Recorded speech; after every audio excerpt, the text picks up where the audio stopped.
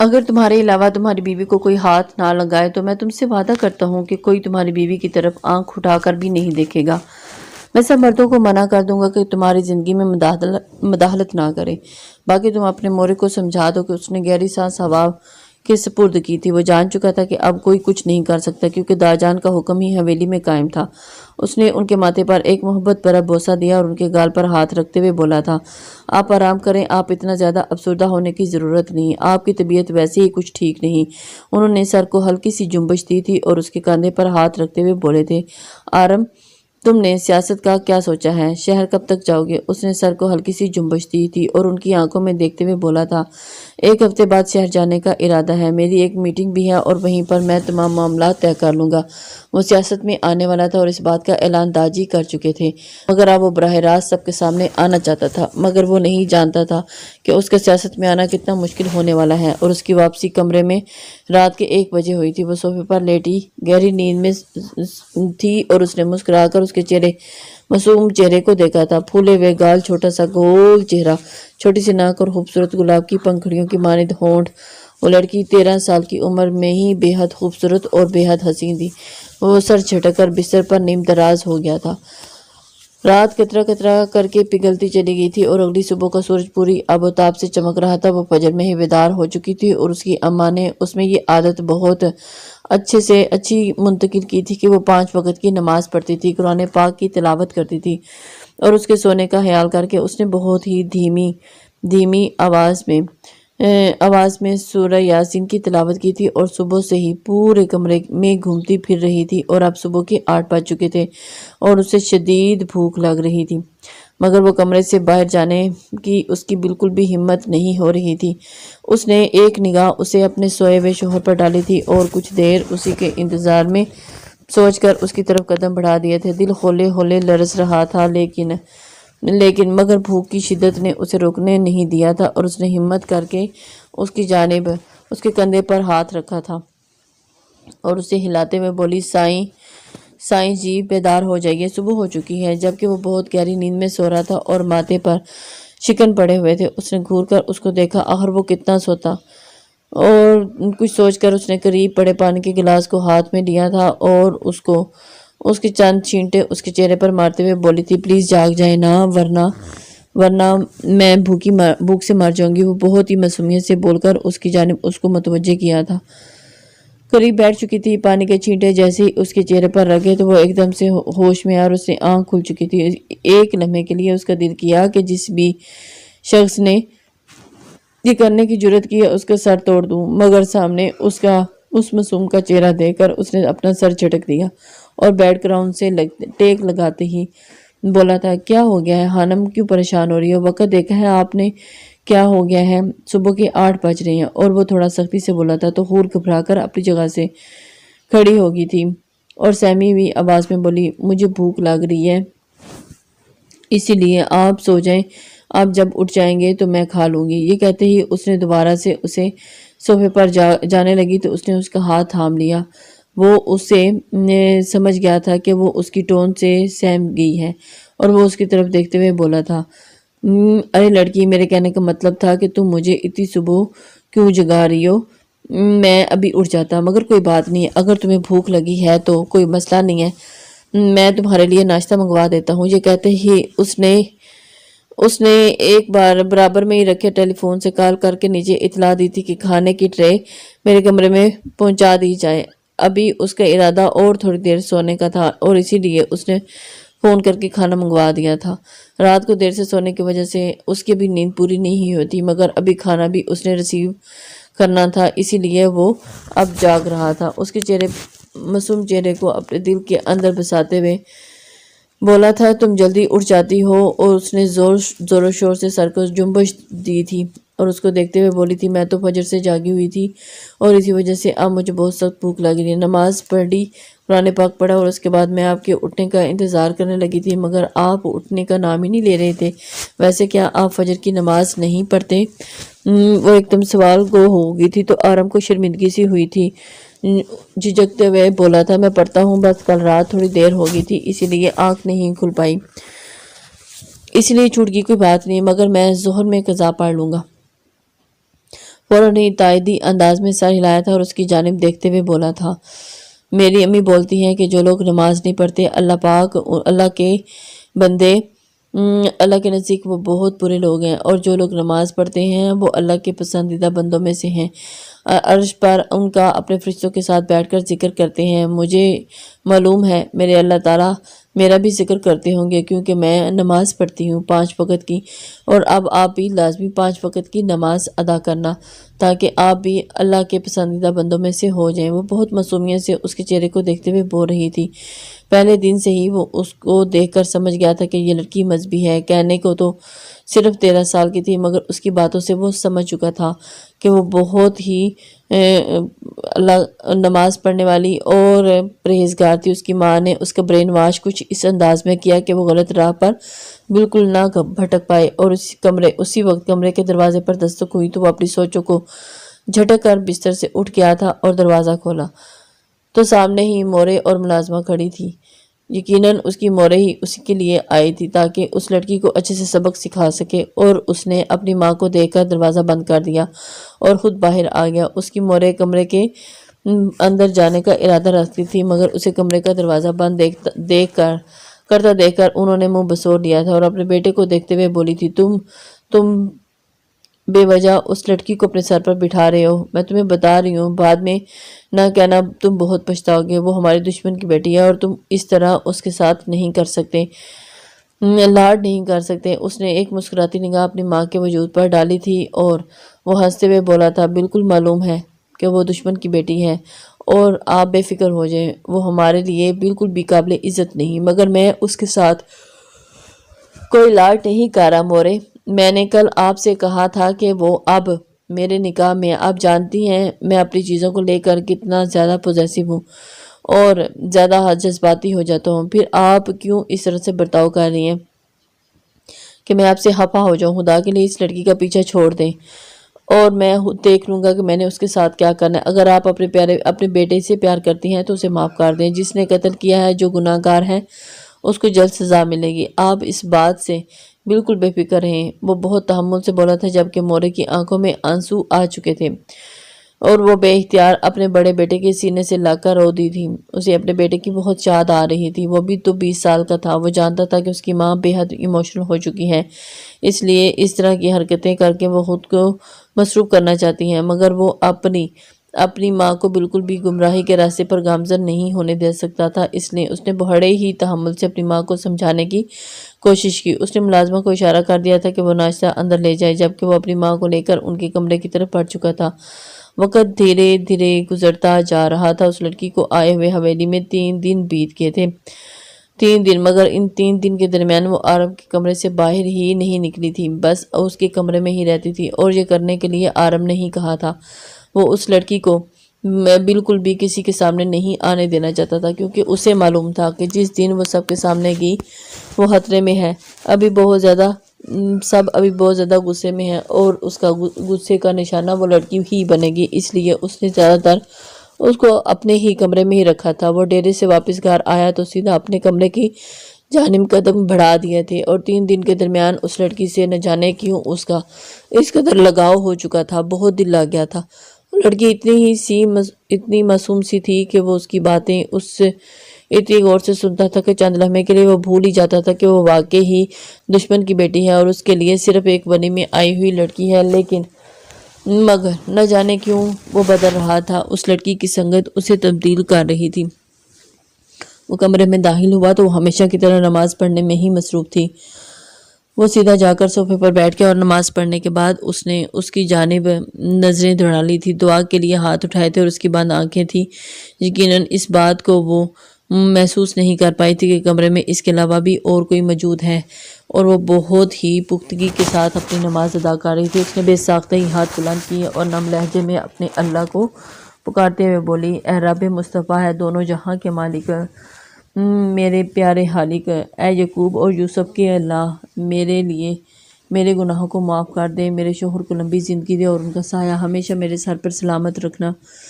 یا اللہ ان کو بہت ترقی دے، اور وہ بہت اچھے شوہر ہیں، انسان ہیں، اور انہیں بہت خوشیوں سے نوازنا، جو وہ چاہتے ہیں ان کو حاصل ہو۔ میرے اللہ پاک مجھ پر ہر بری مصیبت کو دور کر دے، میں بہت گناہ گار ہوں، کسی کا ظلم نہیں برداشت کر سکتی، میری ماں سے ملنا ہی یا اللہ تو مجھے میری ماں سے ملا دے۔ کافی دیر تک وہ دعا مانگتی رہی تھی، جبکہ آرم کو اس کی گہری نگاہوں سے دیکھ رہا تھا۔ اس نے دعا مانگ کر چہرہ ہاتھ پر پھیرا تو اچانک ہی کمرے میں آرم کی آواز گونجی تھی، اپنی ماں کو یاد کر رہی ہو؟ تو اس نے پلٹ کر دیکھا تو وہ حیران ہو گئی تھی اور سوالیہ بولی تھی، سائیں آپ؟ جی آپ کمرے میں کب آئے؟ اس کو دیکھ کر کھل اٹھی تھی۔ اس کو دیکھ کر تو اس کی ساری ٹینشن دور ہوگی اور بھاگ کر اس کے برابر میں بیٹھ گئی تھی۔ چہرے پر ایک بڑی سی مسکراہٹ آ چکی تھی۔ آرم نے مسکراتی نگاہوں سے اس کے خوبصورت چہرے کی جانب دیکھا تھا اور اپنے دل میں بسایا تھا، اس کو دیکھتے ہوئے بولا تھا، جب آپ اپنے اللہ سے راز و نیاز کی باتیں کر رہی تھی نا، تبھی میں آیا تھا۔ ویسے کیا تم اپنی ماں کو یاد کر رہی ہو؟ اس نے زور و شور سے سر ہاں میں ہلا دیا تھا اور آرم کو دیکھتے ہوئے بولی تھی، مجھے اماں بہت یاد آ رہی ہے، میں صبح اٹھتی ہوں تو مجھے اماں کی یاد آتی ہے، تو وہ مجھے ہی اپنے ہاتھوں سے ناشتہ کرواتی تھی، دوپہر کا کھانا بھی میں اماں ان کے ساتھ ہی کھاتی تھی اور رات کا کھانا بھی ابا کے ساتھ۔ تو مگر اب تو میں ان دونوں کی شکل دیکھنے کو ترس گئی ہوں اور مجھے ان کی بہت یاد آ رہی ہے، وہ لوگ مجھے بہت یاد آ رہے ہیں۔ اماں نے کہا تھا کہ میں اب کبھی بھی ان سے نہیں مل پاؤں گی، مگر میں اللہ تعالیٰ سے دعا کرتی ہوں کہ میں اپنی ماں سے جلد از جلد ملوں گی اور دوبارہ ضرور ملوں گی۔ ان کے بغیر کیسے رہ سکتی ہوں؟ میں تو ابھی بہت چھوٹی ہوں نا، اور چھوٹے بچے تو ہمیشہ اپنی ماں کے پاس ہی رہتے ہیں۔ وہ بے حد معصومیت سے بولی تھی، جبکہ آرم نے مسکرا کر اس بات میں سر ہلا دیا تھا اور ہلا میں دیکھنے لگا۔ اچانک ہی حور نے اپنا ہاتھ اس کے چہرے پر رکھا تھا اور اس کا چہرہ اپنی طرف موڑتے ہوئے سوالیہ بولی تھی، سائیں جی ایک بات پوچھوں؟ اس کے ہاتھ کا لمس محسوس کر کے وہ دھیما مسکرایا تھا اور سر اس بات میں ہلاتے ہوئے بولا، آپ پوچھو کیا بات ہے؟ چند لمحے وہ خاموش رہی تھی اور پھر سر جھکا کر بولی تھی، آپ کیا اداس ہو؟ اس نے حیرت سے اس کی جانب دیکھا تھا، کیونکہ اسے بالکل بھی اس سوال کی امید نہیں تھی۔ وہ سوالیہ بولا تھا، کیوں تمہیں ایسا کیوں لگتا ہے کہ میں اداس ہوں؟ وہ اچانک بولی، نکاح کے اگلے دن میں نے آپ کی آنکھوں میں چمک دیکھی تھی اور اگلے دن تھوڑی سی چمک کم تھی، مگر آج آپ بہت اداس لگ رہے ہیں، کچھ تو وجہ ہوگی۔ آپ کے چہرے پر ایک بار بھی مسکراہٹ نہیں آئی۔ اس بات کو سن کر تو وہ چند لمحے کے لیے خاموش ہو گیا تھا۔ یہ بات حقیقت تھی کہ وہ واقعی ہی آج بہت اداس تھا اور داجی کے ساتھ ابھی تھوڑی دیر پہلے ہی قبرستان سے واپس آیا تھا۔ آپ چھوٹے کی قبر پر دونوں جب فاتحہ پڑھ رہے تھے تو دونوں کی آنکھوں میں آنسو بھر آئے تھے، رکنے کا نام ہی نہیں رہے تھے۔ داجی کی تو طبیعت ہی بہت زیادہ خراب ہو چکی تھی، اس نے بہت مشکل سے انہیں سنبھالا تھا، یہی وجہ تھی کہ ابھی اسے بہت زیادہ اداسی تھی اور اس کے چہرے پر بالکل بھی مسکراہٹ نہیں آ رہی تھی، مگر وہ جبراً مسکرا رہا تھا اور اس کی جانب دیکھتے ہوئے بولا تھا، نہیں ایسا کچھ نہیں ہے، تمہیں غلط فہمی ہو رہی ہے، بس تھوڑا دل پریشان ہے۔ تم یہ بتاؤ کہ تم نے دوپہر کا کھانا کھایا؟ وہ منہ بنا چکی تھی اور رخ پھیر کر بولی تھی کہ میں آپ سے بالکل بات نہیں کروں گی، آپ مجھے اپنی بیوی مانتے ہو، اور پھر بھی جبھی آپ نے مجھے اپنی تکلیف شیئر نہیں کی تھی، آپ مجھے اپنی پریشانی نہیں بتاتے نا، کیا آپ واقعی اداس نہیں ہیں؟ اس کی فکر دیکھ کر آرم خانزادہ تو اس کی جانب چہرے پر بھولی پھٹکی مسکراہٹ آئی تھی اور وہ اس کا ہاتھ تھامتے ہوئے بولا تھا، ہاں اب تو تم اتنے پیار سے پوچھو گی تو میرا دل ہی بدل جائے گا۔ اچھا بتاؤ کہ کیا کھاؤ گی؟ ہم دونوں کہیں باہر چلیں کھانا کھانے کے لیے۔ اس کی یہ آفر حور کے چہرے پر مسکراہٹ بکھیر چکی تھی اور وہ فوراً ہی اس کی طرف پلٹی تھی۔ وہ حیران ہو کر بولی تھی، کیا واقعی ہم مجھے باہر لے کر جائیں گے؟ مگر گھر والے کیا سوچیں گے؟ وہ لوگ مجھے ڈانٹیں گے، میں اگر آپ کے ساتھ کہیں باہر گئی تو کتنے دن سے اس کمرے میں ہی کہہ دوں؟ مجھے معلوم ہے جس دن میں باہر نکلی اسی دن ہی مجھے کوئی نہیں چھوڑے گا، رہنے دیتے ہیں نا، میں ادھر کمرے میں ہی ٹھیک ہوں۔ جب اچانک ہی اس کا ہاتھ تھاما تھا اور اس کی جانب دیکھ کر وہ آنکھیں جھکا کر بیٹھ گئی تھی، آنکھوں میں دیکھتے ہوئے بولا تھا، میں نے پہلے دن ہی تمہیں یہ بات سمجھا دی تھی کہ تم آرم خانزادہ کی بیوی ہو، تمہیں ڈرنے کی ضرورت نہیں، اور ابھی تک تم نے اس بات کو سمجھا نہیں۔ جب تک تم میرے سائے میں ہو تمہیں کوئی چھو بھی نہیں سکتا، پھر تمہیں اس بات کی کس چیز کی فکر ہے؟ چلو جاؤ منہ ہاتھ دھو، میں تمہیں باہر لے کر جاتا ہوں۔ جبکہ وہ فوراً ہی اچھلتی کودتی واش روم میں چلی گئی تھی۔ اس نے حرم کی پشت کو غور سے دیکھا تھا اور لڑکی 3 دن میں ہی اسے نہ جانے کیوں اپنے دل کے بہت قریب لگی تھی مجھ سے، اور قریب محسوس ہو رہی تھی، وہ بے قصور تھی اور یہی بات صرف اور صرف اور صرف اسی کو ہی یاد تھی۔ وہ باہر آئی تو وہ اپنی جگہ سے کھڑا ہو گیا تھا اور اس کا ہاتھ تھام کر کمرے سے باہر آ گیا تھا۔ لاؤنج میں مورے اور اس کی چچی اور تائی تینوں ہی خواتین بیٹھی ہوئی تھی۔ بی جان بھی ان کے پاس ہی بیٹھی ہوئی تھی اور جیسے ہی اس پر نظر ڈالی، ان سب پر ایک نظر ڈال کر وہ حور کو اپنے ساتھ لیے باہر کی جانب آ چکا تھا۔ وہ جانتا تھا کہ اس کے پیچھے باتیں بنائی جائیں گی، لیکن اسے کس کی پرواہ تھی؟ فی الحال تو اس نے کسی کی طرف بھی متوجہ ہونا ضروری نہیں سمجھا تھا، اور فوراً سے وہ باہر آیا تو گارڈز نے فوراً گاڑی تیار کی تھی اور اسے لیے گاڑی میں بیٹھا تھا۔ وہ اسٹیئرنگ وہیل گھما کر اس نے گاڑی روڈ پر ڈال دی تھی۔ فوراً ہی چہک کر بولی تھی، ہم کہاں جائیں گے؟ میں کون سا کھانا کھاؤں گی؟ تو اچانک وہ بولا تھا، تمہاری ماں کے ہاتھ کا کھانا۔ حور جو اس بات پر بہت غور سے سن رہی تھی، چند لمحے تو اس کی بات سمجھ ہی نہیں پائی تھی کیا، پھر بھی وہ ایک دم سوالیہ سے بولی تھی، میں آپ کی بات کا مطلب نہیں سمجھی۔ کیا ہم اماں کے پاس جا رہے ہیں؟ اس کی آنکھوں میں ایک دم سے جگنو چمکنے لگے تھے، اور پھر آرم نے ایک نگاہ اس کے وجود پر ڈالی تھی اور سر کو ہاں کی جنبش میں ہلا دیا تھا۔ بولتے ہوئے بولا، میری بیوی کوئی خواہش کرے اور میں اس کی خواہش پوری نہ کروں، یہ کہاں لکھا ہے؟ یہ تو ممکن ہی نہیں ہو سکتا۔ وہ دن میں کئی بار اس کو یہ بات ضرور یاد باور کرواتا تھا کہ وہ اس کا شوہر ہے اور اس کی بیوی نہ جانے کیوں یہ کرنا اس کو پسند تھا، کہ جبکہ حور تو ایسی ہو گئی تھی کہ جیسے کاٹو تو بدن میں خون نہیں۔ اس نے بے اختیار عالم کا ہاتھ اپنے ہاتھ میں تھاما تھا اور اپنے لب اس کے ہونٹوں پر رکھتے ہوئے نم لہجے میں بولی تھی، مجھے سمجھ میں نہیں آ رہا سائیں جی، میں آپ کا کس طرح شکریہ ادا کروں؟ آپ اتنے اچھے کیوں ہیں؟ دنیا تو بہت ظالم ہوتی ہے، لیکن آپ تو بالکل اماں ابا جیسے ہیں، بہت اچھے، آپ کی کوئی مثال نہیں۔ وہ ایک دم رو پڑی تھی اور آرم خانزادہ نے ایک نگاہ اس کے وجود پر ڈالی اور دھیمی آواز میں بولا تھا، خود کو بہت افسردہ ہوں اور اسی لیے میں نہیں چاہتا کہ میری وجہ سے کوئی افسردہ ہو۔ حور اسے کچھ اور بھی کہنا چاہتی تھی، لیکن وہ جذبات میں اتنا بہہ چکی تھی کہ وہ کچھ بھی نہیں بول پائی تھی، بس مسلسل اپنی آنکھوں سے بہتے ہوئے آنسوؤں کو صاف کرتی جا رہی تھی۔ اور اس نے گاڑی رحیم صاحب کے گھر کے آگے جا کے کھڑی کی تھی اور اسے اندر جانے کا اشارہ کیا تھا، اور وہ فوراً سے ہی اندر چلی گئی تھی۔ جب وہ فوراً بولی کہ آپ نہیں چلیں گے تو اس نے سر کو نفی میں ہلا دیا تھا اور اپنا موبائل نکالتے فوراً بولا تھا، تمہارے پاس آدھا گھنٹہ ہے، اپنے فیملی سے جا کر ملو، ماں سے ملو، اپنی فیملی کے ساتھ وقت گزارو اور پھر آدھے گھنٹے بعد باہر آ جانا، میں یہیں پر کھڑا ہوں۔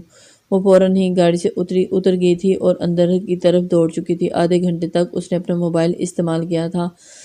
وہ جانتا تھا کہ وہ خاندان کے ساتھ بغاوت کر رہا ہے۔ حویلی میں جب یہ سب کو معلوم ہوگا، یہ سب اس کے خلاف ہو جائیں گے، داجی اس سے خفا ہو جائیں گے، لیکن وہ اسے پرواہ کس کی تھی؟ اسے معلوم تھا کہ داجی اسے بہت پیار کرتے ہیں اور وہ بہت پیار سے اپنی بات ان کو سمجھا دے گا، کبھی بھی اس کے خلاف جا نہیں سکتے، اور حور کو وہ اداس دیکھ نہیں سکتا تھا، اور اس کی دعا سن کر نہ جانے کیوں اسے حور پر ایک دم سے رحم آ گیا تھا۔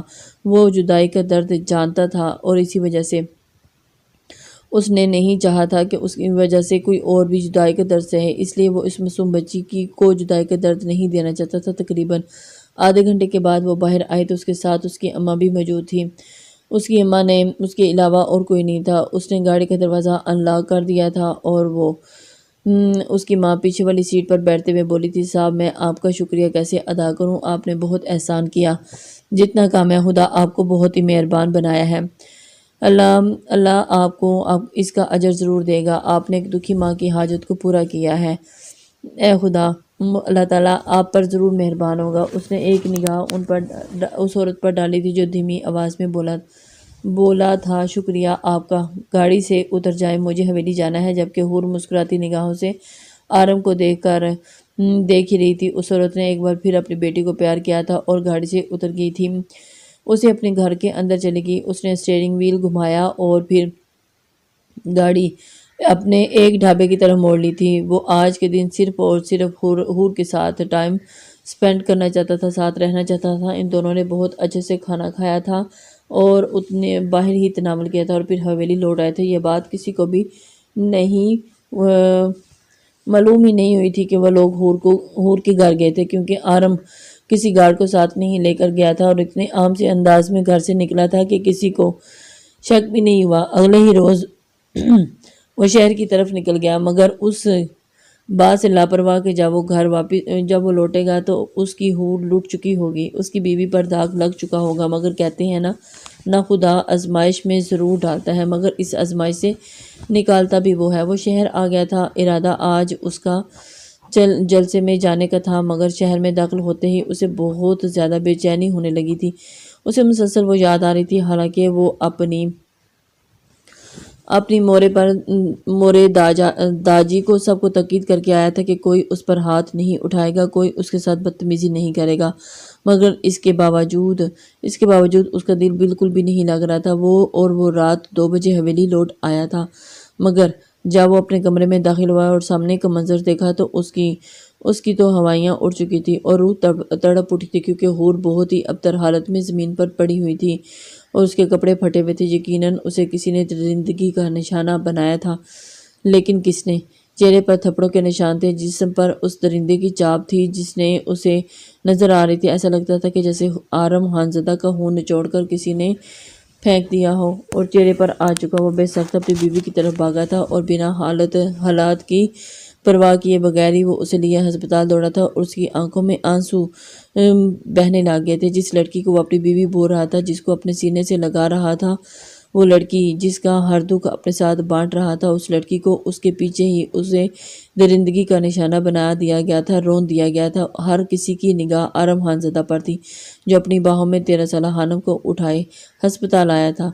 نیوز والوں نے اس کی تصاویر کھینچی تھی، مگر وہ کسی کی پرواہ نہیں کر رہا تھا۔ نیوز والے ہسپتال کیسے پہنچے تھے اسے نہیں پتہ تھا، اسے کچھ علم نہیں تھا۔ وہ سیدھا ہسپتال میں داخل ہوا تو ڈاکٹر ہی فوراً ہی اس کا علاج شروع کر چکے تھے۔ یک دم مورے کی کال آنے لگی تھی اور اس نے کال ریسیو کی تو وہ تڑپ کر بولی تھی، یہ کیا ہے آرم؟ ونی میں آئی ہوئی لڑکی کے ساتھ تم اس قدر اب تو داغدار بھی ہے، اور اسے ابھی اسی وقت اسے طلاق۔ اس کی مورے نے اتنا ہی کہا تھا کہ غصے میں دھاڑا تھا، اور میری بیوی ہے، میں اسے نہیں چھوڑوں گا، اور جلد معلوم ہو جائے گا کہ اس کے پیچھے کس کا ہاتھ ہے، پھر دیکھیے گا میں کیا کرتا ہوں۔ اسے علم تو تھا، مگر وہ فی الحال کسی پر ظاہر نہیں کر رہا تھا۔ ڈاکٹر اس کا علاج کر رہے تھے اور کوئی امید نہیں دلائی تھی۔ یہی وجہ تھی کہ وہ حد سے زیادہ پریشان تھا۔ تقریباً 1 گھنٹے کے مسلسل علاج کے بعد ڈاکٹر نے باہر آ کر بتایا کہ وہ خطرے سے باہر ہے، لیکن دماغی طور پر ابھی ہم کچھ نہیں کہہ سکتے، وہ ٹھیک نہیں ہے۔ ہسپتال کے کمرے میں داخل ہوا تو وہ بالکل سامنے بیڈ پر لیٹی ہوئی تھی، مرجھائی ہوئی پھول لگ رہی تھی۔ اسے بے حد افسوس ہوا تھا کہ وہ اسے کیسے اچانک اسے چھوڑ کر چلا گیا۔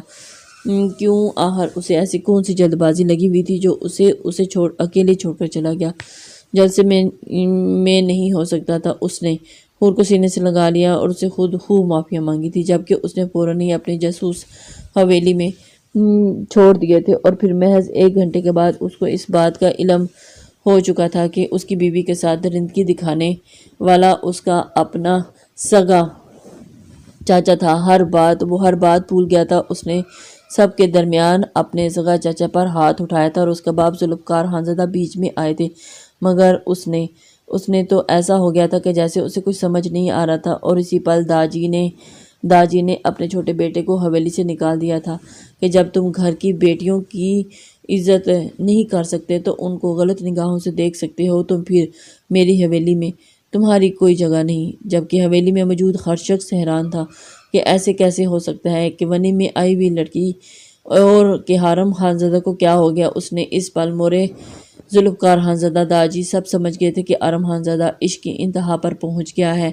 بے شک وہ لڑکی 13 سال کی تھی، مگر وہ اس کی بیوی تھی، اور پھر دنیا نے دیکھا تھا کہ اس ونی میں آئی ہوئی لڑکی کے ٹھاٹھ اس نے اس کے ساتھ ابھی کوئی رشتہ قائم بھی نہیں کیا تھا، بلکہ اس کا اسکول میں داخلہ کروا دیا تھا اور اس کو تعلیم دلوائی تھی، اور سب کے سامنے یہ دعویٰ کیا تھا کہ وہ میری بیوی ہے۔ جب حور 18 سال کی ہو جائے گی تو دھوم دھام سے اس کے ساتھ رخصتی کرے گا، مگر ان 5 سال کے درمیان وہ اس کو ہاتھ بھی نہیں لگائے گا۔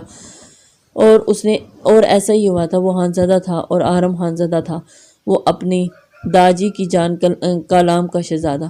بھلا وہ کیسے کسی معصوم کی عزت کو رون سکتا تھا؟ اس کے چچا نے کئی بار آ کر معافیاں مانگی تھی، لیکن اس نے داجی کو صاف کہہ دیا تھا کہ یہ شخص لوٹ کر آیا تو میں اس حویلی کو چھوڑ کر چلا جاؤں گا، اور داجی یہ سب کیسے برداشت کر سکتے تھے، مگر اپنے کالام کے شہزادے کہ شہزادی کی دوری کسی قیمت پر برداشت نہیں کر سکتے تھے، اسی لیے انہوں نے اپنے بیٹے سے ہی تعلق ختم کر دیا تھا۔ وہ جانتے تھے کہ ان کا پوتا ٹھیک بات کر رہا ہے۔ اور لسنرز، امید کرتی ہوں کہ آپ کو یہ ناول پسند آیا ہوگا۔ اپنے کمنٹس، لائک اور شیئر ضرور کر دیجیے، اس سے ہماری حوصلہ افزائی ہوتی ہے۔ نیکسٹ ناول تک کے لیے اللہ حافظ۔ اگر